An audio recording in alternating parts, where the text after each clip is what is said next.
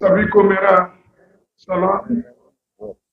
और इस मंच पे बैठे हुए हमारे पार्टी के जनरल सेक्रेटरी वेणुगोपाल जी, भरत सोलंकी जी, तारिक अहमद खैबर साहब,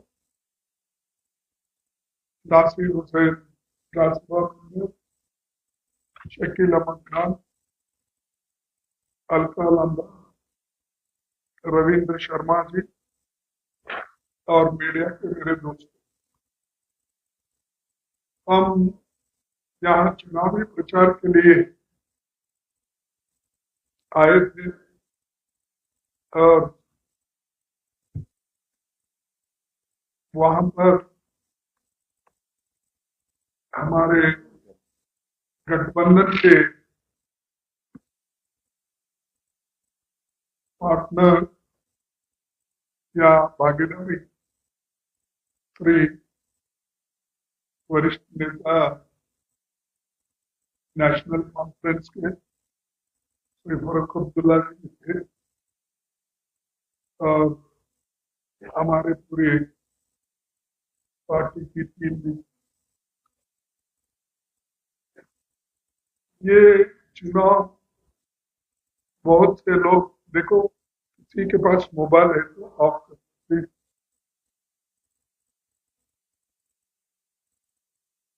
ये चुनाव लोग ये समझते हैं ये तो फिर एक रियासत की या एक स्टेट की चुनाव है, इसका कोई बड़ा महत्व नहीं है, ऐसे लोगों का अंदाज है। तो ऐसा नहीं है। ये चुनाव जितना पार्लियामेंट का चुनाव का महत्व था उतना ही महत्व इसका है, क्योंकि किसी राज्य को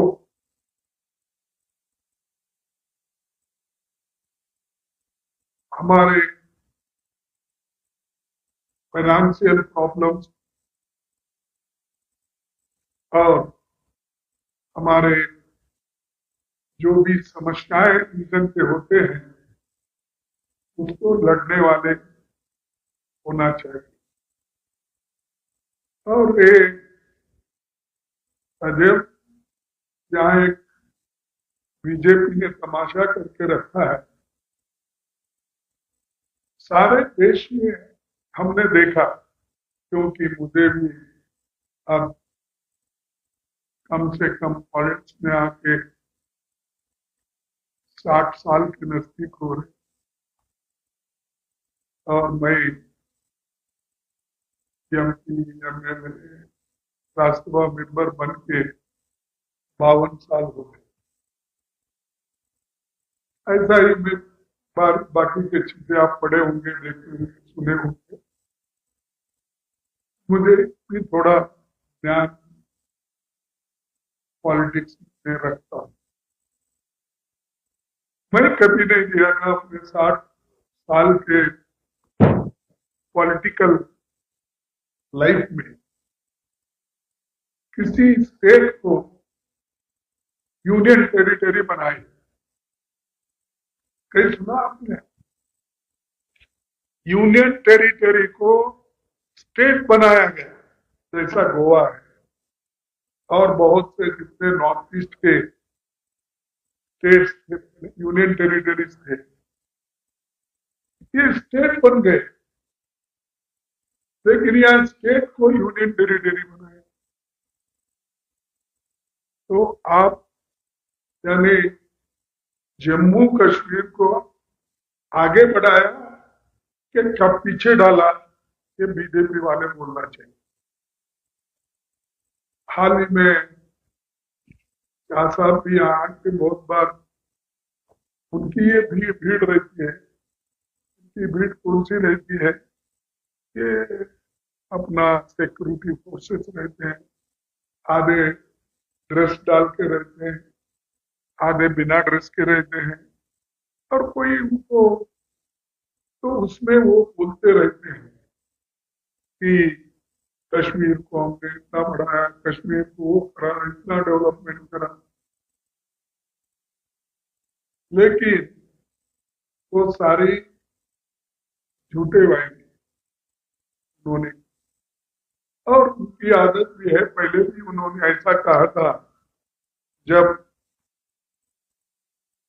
लोगों ने उनको पूछा कि भाई बेरोजगारी मिटाने के लिए आप युवकों को कहा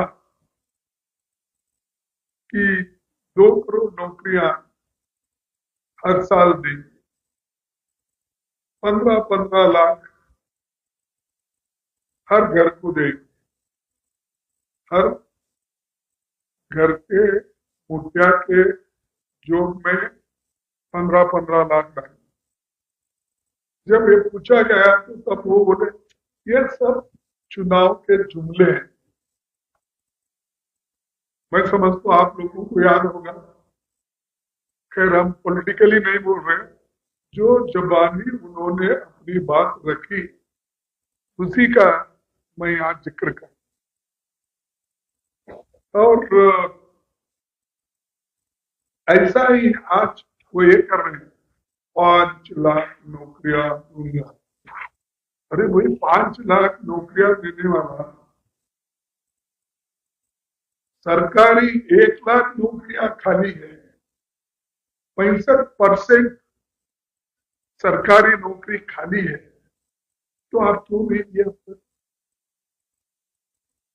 चुनाव में जो जुमले बोल रहे हैं 5 लाख नौकरी का, मैं उनसे पूछता हूं, यहाँ के बीजेपी के नेता हो या शाह जी को, भाई आपका वायदा अब जो कर रहे हैं 5 लाख, तो अब सरकारी नौकरी 1 लाख खाली है, क्यों नहीं भरती? उसका जवाब उनके पास कुछ नहीं। यही पर नहीं, सारे हिंदुस्तान में 30-35 लाख सरकारी नौकरी खाली, वो दिए नहीं। फिर यहाँ बेरोजगारी तो है, फिर उसके बाद अपना उसके साथ महंगाई भी है, और यहाँ पर हर चीज की लूट हो रही। जो खनन है, क्या बोलते हैं, माइनिंग है, खनन अच्छा नहीं क्या, ये भी वर्ड हिंदी है, चलो खनन। तो माइनिंग में यहाँ पर लोग सैंड भी बेच के खाते। हम सुने तो लोग खाना ही खाते हैं, चावल दाल, ये तो बाकी के चीजें नॉन वेजिटेरियन खाने वाले भी अलग है, लेकिन यहाँ बीजेपी ने सैंड खाने लगा और अपने लोगों को भी खिला रहे हैं, बाहर से ला के कॉन्ट्रैक्ट दे, सैंड में गवर्नमेंट में कॉन्ट्रैक्ट दे। अरे यहाँ लोग तो भूखे मर रहे हैं, यहाँ के लोग मजदूरी के लिए बाहर जाना पड़ रहा है, और बाहर के लोगों को लाके यहाँ पर आप काम करवा ले रहे हो। तो ये स्थिति सिर्फ बीजेपी ही कर सकती है। ऐसी स्थिति हमारे वक्त हमने देश के लिए बहुत कुछ किया है, चाहे पब्लिक सेक्टर हो, चाहे प्राइवेट सेक्टर में भी, चाहे कोऑपरेटिव सेक्टर में, चाहे मिक्स्ड इकोनॉमी में। पंडित जवाहरलाल नेहरू जी ने जो काम किया आज तक, उन 10-15 साल में उन्होंने जो कुछ किया, इन्हें सिर्फ 15 साल में, 10 साल में कुछ नहीं। जहां पुल का उद्घाटन हुआ, पुल गिरा, राम मंदिर का उद्घाटन हुआ, वो टपक रहा, और हर जगह इनका कहाँ मोदी साहब के हाथ से उद्घाटन होता है। लोग बोलते हैं पवित्र हाथ से उद्घाटन कराऊं। अब पवित्र हाथ से मुझे मालूम है कि कहीं भी पुल गिर रहे हैं, कहीं बाढ़ आ रही तो उसको ये रोकने के लिए पैसे नहीं दे रहे। तो ये स्थिति देश में है। और एक बार मैं मजे की आपको बताऊंगा, ये देश के बाहर बहुत प्रचार करते हैं, अपना घर जल रहा है वो छोड़ दिए, मणिपुर में आग लग गई, महिलाओं का रेप हो रहा है, घर लूटे जा रहे हैं, घर जले जा रहे हैं, गोली, बहुत से लोगों का मर्डर हो रहा है, गोली चल रही, इसकी फिक्र मोदी शाह ने कभी की। सब घूमते रहते हो दुनिया, लेकिन घर में क्या चल रहा है? हमारे पास कन्नड़ा में कहावत है, ಊರಿಗೆ सरदार मनीगे पिंजारा, यानी गांव को सरदार बड़ा, लेकिन घर में आते ही बिल्ली के जैसा है। तो यहाँ ये बिल्ली का काम कर रहा है और बाहर जाके मैं इतना बड़ा हूँ वो हूँ।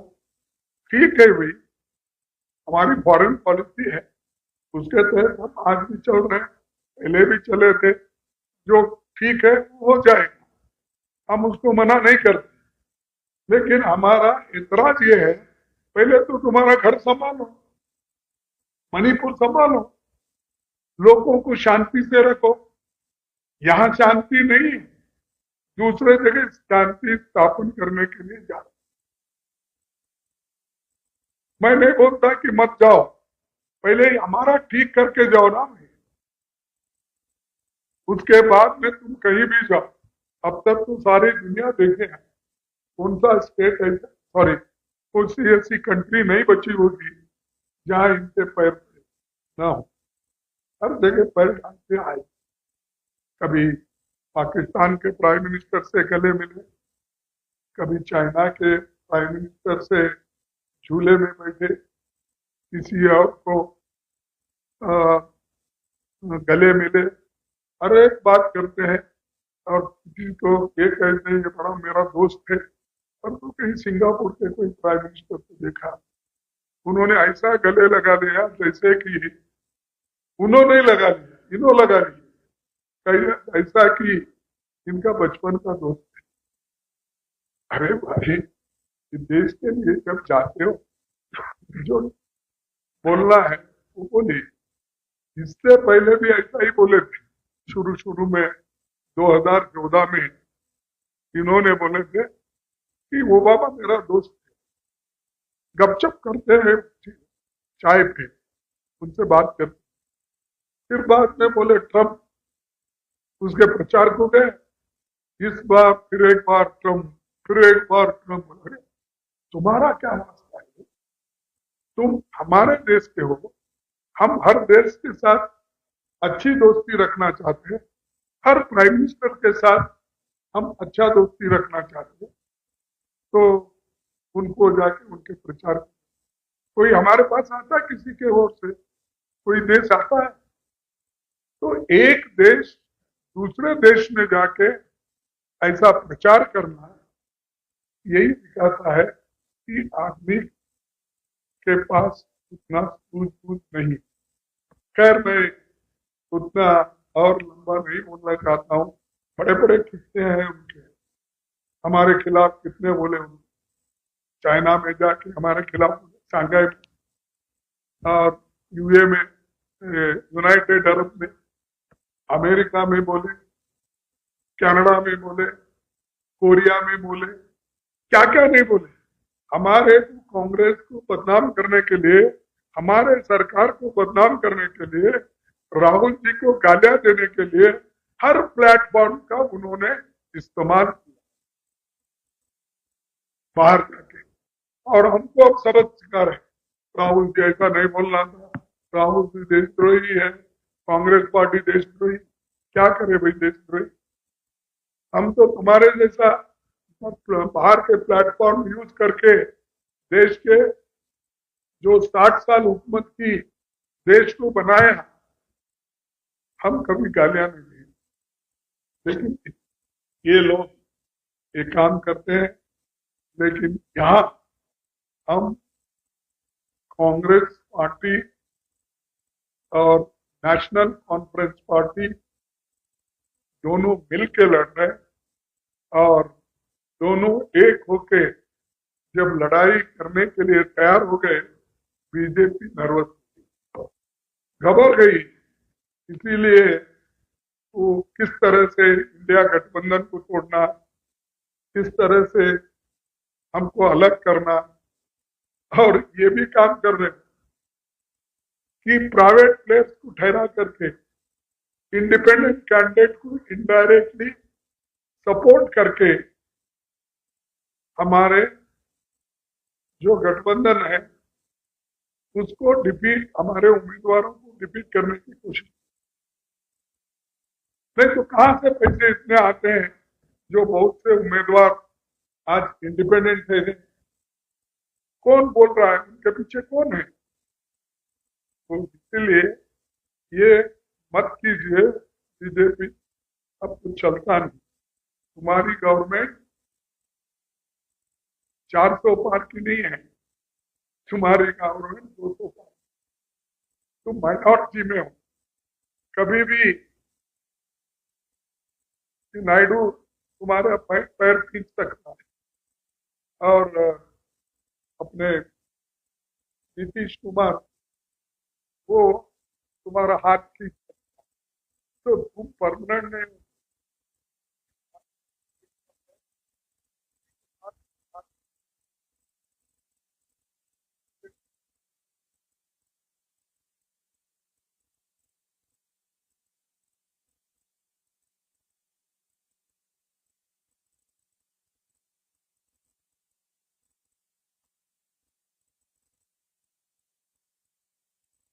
तुम्हारे समस्याओं को हल करने वाले सरकार बनाने वालों को दो। हम स्टेटहुड जरूर दिलाएंगे, उसके लिए आखिरी दम तक हम और हमारा गठबंधन लड़ेगा, इसमें कोई शक नहीं है। और स्टेटहुड ये इंपॉर्टेंट है। मैं उसीलिए पिछले का रेफरेंस दिया, इसलिए दिया ये स्टेटहुड इज इंपॉर्टेंट। हमारा जो भी संविधान अमेंडमेंट आता है उसको रेटिफाई करने के लिए स्टेट को भी भेजते हैं। 50% स्टेट शुड रेटिफाई, और आप यहां से जिसको भेजते हैं वो मेंबर राज्यसभा में भी जाता है। यानी यहां एमएलए अगर आपके ज्यादा है तो वो राज्यसभा में भी रहेगा। तो ये बड़ा महत्व का है। इसलिए मैं बोला कि आप यहां से सरकार को चुन के भेजो और भारी बहुमत पे ठीक ठीक। अगर आप जो बैलेंस पे करेंगे, ये बीजेपी वालों रातों रात खरीदी करके उसको सरकार खत्म की। ऐसा ही मेरे स्टेट में हो, कर्नाटक में एकदम 16 लोगों को खरीदी। महाराष्ट्र में ऐसा ही है। आपको मालूम है कि सेना को तोड़ के उन्होंने सरकार बनाई। वही एनसीपी को तोड़े और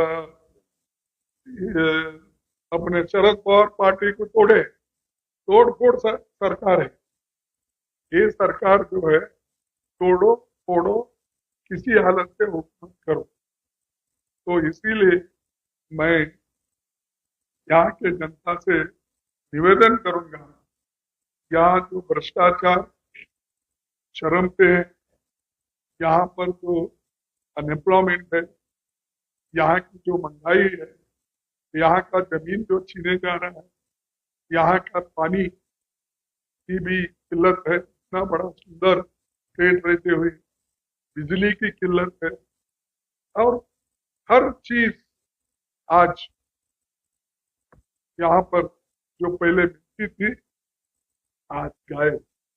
तो इसीलिए हम, हमारी सरकार आएगी तो हम जो कमियां मैंने बताया उन कमियों को दूर करने के लिए और उद्योग धंधे ठीक करने के लिए हम आपको अधिकार दिलाएंगे, कोशिश करेंगे।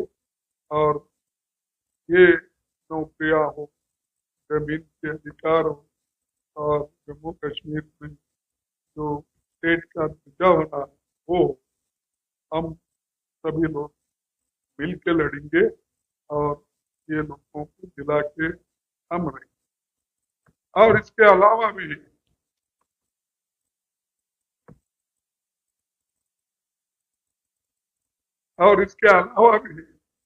बड़ा इंटरेस्टिंग है। देखो, अगर कांग्रेस पार्टी गठबंधन अलायंस करके आज नहीं लड़ती तो ये वक्फ बोर्ड के बिल को आज जो ज्वाइंट पार्लियामेंट्री कमेटी में जाना है वो नहीं था। पिछले कितने बिल्स बगैर पार्लियामेंट को सुने, डिस्कस करे, सीधा पास करके भेज। आज वो स्थिति नहीं है, उनकी सरकार खुद माइनॉरिटी में है। इसीलिए आज वक्फ बोर्ड जैसा बिल आज ज्वाइंट पार्लियामेंट्री पार्टी के सामने, फिर भी वो बुलडोज करने की कोशिश करेंगे। लेकिन हम आपकी लड़ाई लड़ रहे हैं, लड़ते रहेंगे, ये हमारा फायदा है। इसीलिए आपके माध्यम से जनता तक आप पहुंचाएंगे, ये मेरा विश्वास है। और हम इस वक्त, मैं सिर्फ एक 4 वायदे इस वक्त बोलूंगा, इसके बाद में फिर राहुल जी भी आएंगे, प्रियंका जी भी आएंगी, उसके बाद फारूक अब्दुल्ला साहब भी उसमें रहेंगे, उमर अब्दुल्ला जी रहेंगे, और हमारे पार्टी के लोग करण साहब रहेंगे, ऐसे सभी लोग रहेंगे। उस वक्त और चंद गारंटीज को अनाउंस करें। और मैं आज 4 गारंटी हमारे पार्टी के ओर से, हमारे गठबंधन के ओर से मैं अनाउंस कर रहा हूं। एक, महिला सम्मान हमारा हक। परिवार के महिला प्रमुख के लिए 3,000 प्रति माह सहायता और सेल्फ हेल्प ग्रुप से जुड़ी महिलाओं के लिए 5 लाख इंटरेस्ट फ्री लोन हम देंगे। ये पहला वायदा, 3,000 रुपए देने का, और सेल्फ हेल्प ग्रुप में 5 लाख रुपए इंटरेस्ट फ्री देने का, ये वायदा। जैसा कि हमने वायदे कर्नाटक, अपना तेलंगाना, हिमाचल प्रदेश में किया था, किए हैं, वैसा ही यहाँ पर जम्मू एंड कश्मीर में ये गठबंधन नेतृत्व कांग्रेस और एनसी देगी। ये पहला वायदा। दूसरा वायदा, अच्छी सेहत हमारा हक, यानी हेल्थ। 25 लाख रुपए का बीमा कवरेज हम करेंगे, और हर व्यक्ति के लिए ये होगा। और उसके अलावा सुपर स्पेशलिटी हॉस्पिटल्स में जो भेजेंगे, उसका 25 लाख रुपए तक जो भी बिल होगा वो हमारे सरकार के ओर से, जैसा राजस्थान में हमने किया था, वो उसी ढंग का यहाँ पर स्कीम हम लागू। तीसरा है, पिछड़े ओबीसी वर्ग के लिए संविधान में जो प्रावधान के अनुसार प्रोटेक्शन दिया जाएगा, क्योंकि ओबीसी के लिए कोई प्रोटेक्शन नहीं है और उसके बारे में कोई बात भी नहीं करते शाह साहब, मोदी। अब आरएसएस रिसेंटली उठाई आवाज, क्या बोलते कि वो ये कह रही है कि हमारे को कोई जातीय जनगणना पब्लिक वेलफेयर के लिए, कल्याण के लिए कर सकते हैं, लेकिन पॉलिटिक्स पे नहीं। ऐसा वो आज बोल रहे। पहले तो पूरा विरोध करते थे वेलफेयर स्कीम, हाँ जो मान रहे, लेकिन ये हम ओबीसी को भी पूरा संविधान के दायरे में इनको प्रोटेक्शन। चौथा है कश्मीरी पंडितों के लिए जो डॉक्टर मनमोहन सिंह जी ने अनाउंस किया गया था रिहेबिलिटेशन प्रोग्राम, इसको पूरी तरह से इम्प्लीमेंट किया जाए। ये हमारे 4 वायदे हैं। इसके अलावा जो नए स्कीम बिजली का हो, दूसरा हो, ये सब फिर हमारे लोग तैयार करके स्टेप बाय स्टेप चुनाव में एक एक करके हमारे गारंटी आएंगे और हमारा जो मैनिफेस्टो उसमें पूरा एक था। तो बस मैं आपसे इतना ही कहना चाहता था, इसलिए ये कह दिया। आपसे मैं इजाजत लेता हूँ कि मुझे आगे जाने की आप आज्ञा।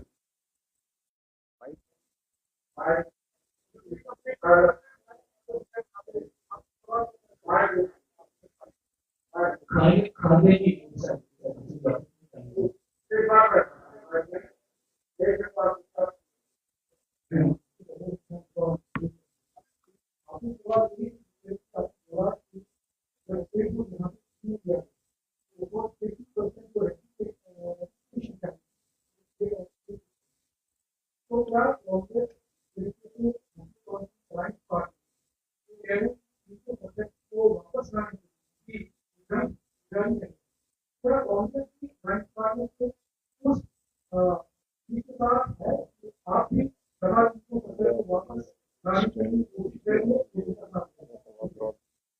देखिए, हाँ, देखिए हमने तो वर्किंग कमेटी में रेजोल्यूशन किया है और उसके तहत जब हम स्टेटहुड की बात कर रहे हैं तो अगर हमको राज्य मिला, राज्य का दर्जा मिला, तो बाकी समस्याएं हल होती, क्योंकि ये जो स्टेटहुड इज इम्पोर्टेंट और इसको हमेशा कहीं और भी दायरे में ये ला सकते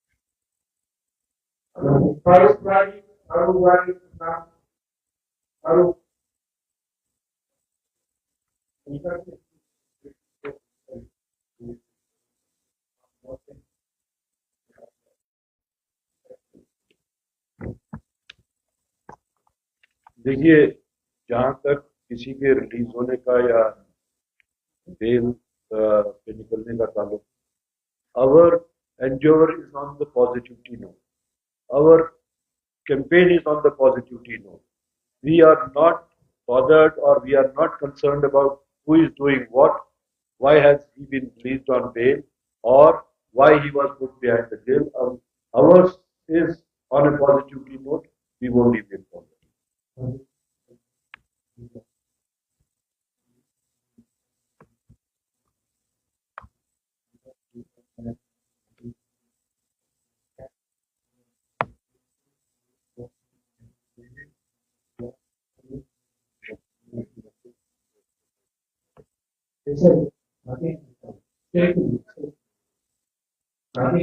बोलिए Little louder. जरा There will be conversation and studying the back on the Rahul on this. Telling the national conference, the leaders and those who are too much election. Like that is a habit of the Rahul Congress to stand besides those who are important. I think we need to see who has become habitual of unnecessarily teasing others, unnecessarily creating problems for others, or unnecessarily naming others. So this is their habit. This is another kind of a jumla. Well, actually, when their national conference was alliance with BJP, national conference was an acha party. They are very good. When PDP was alliance with BJP, PDP was acha party. When they are alliance with Congress, they will become bad party. What logic is that? they are now very much scared about the alliance. Now, Honorable Congress President already told Congress National Conference the solid alliance is going to be formed the government in Jammu Kashmir. That is what they are totally scared of that. That is why they are doing the part again.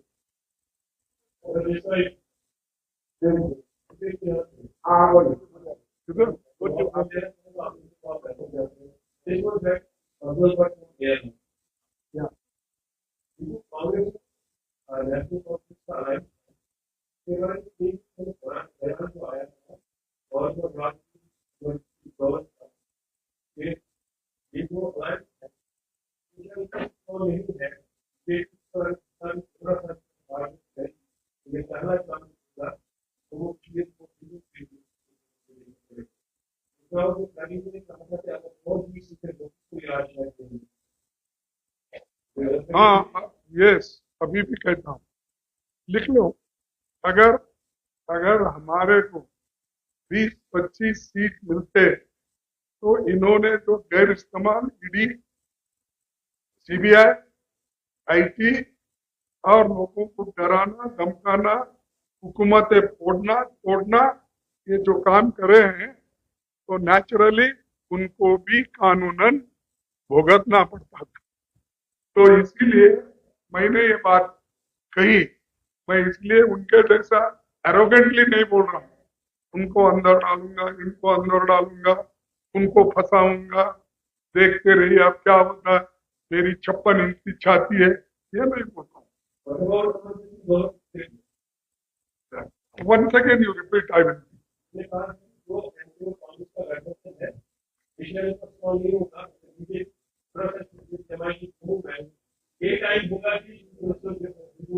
ये देखो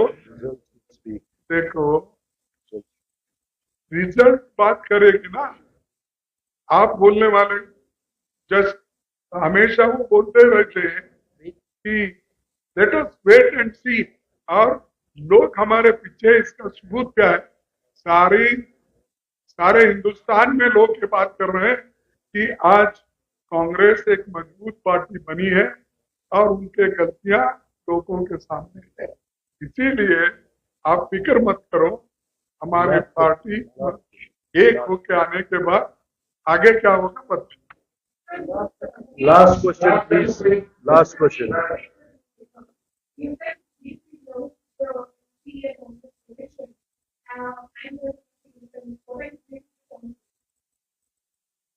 Sorry, could you repeat the question again? ये eco हो रहा है। See, had they not this perception that it's a strong question, alliance, then why should they question it? Why are so they bothered about this alliance? Why are they again and again putting questions on this? So this is sorry. Yes, that's right. No, they are doing whatever they are doing is to fragment the votes here, especially in Kashmir. Their policy is to fragment the votes here. So that is what they are pursuing. And they find that this alliance can surpass all those schemes which they had been doing. Their chessboard, what they had fixed was, they feel that it is shattered. They feel that it's not going to bring them dividends. That's why they are all into this kind of a murky thing.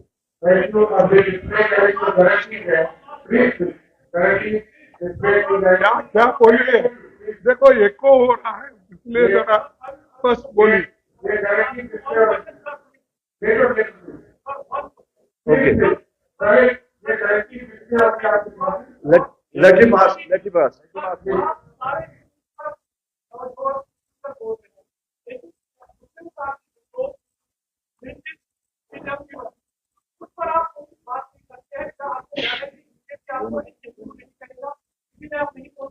अरे BJP से कौन डर रहा है? मैं डरने वाला हूँ। अरे मैं तो ओपनली पार्लियामेंट में कहा तुम मनुवादी पार्टी हो, तुम बोलते हो। चुप भी बातें हमारे ऊपर मत बनाए, हम इतने मजबूत हैं, एक जगह खड़े हो गए और सब साथी को हम एक साथ लेके चलेंगे, बिल्कुल उसमें कोई नहीं।